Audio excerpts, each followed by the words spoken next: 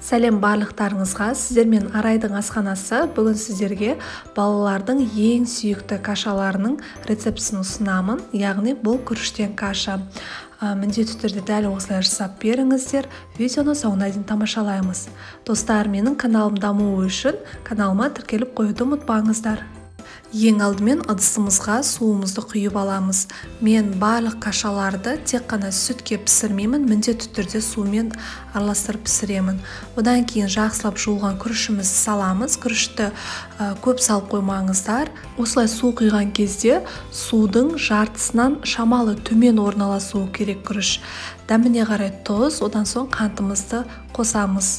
Егер күрішті көп салып қойсаңыздар, күріш көлемі піскеннен соң көлемін ұлғайтып, біздің ыдысымыздан да асып кетеді.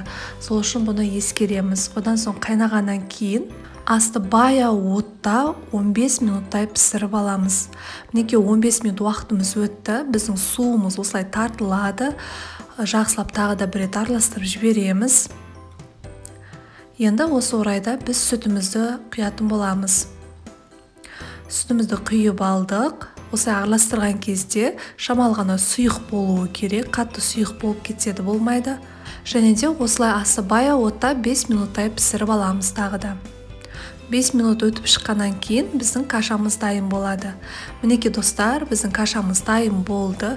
Өте дәмді болып шығады. Балалардың ең сүйікті асына, таңғы асына айналатынына сенімдімін. Міндетті түрде аптасына 1-2 рет жасап беріңіздер. Өте пайдалы тағамдардың бірі.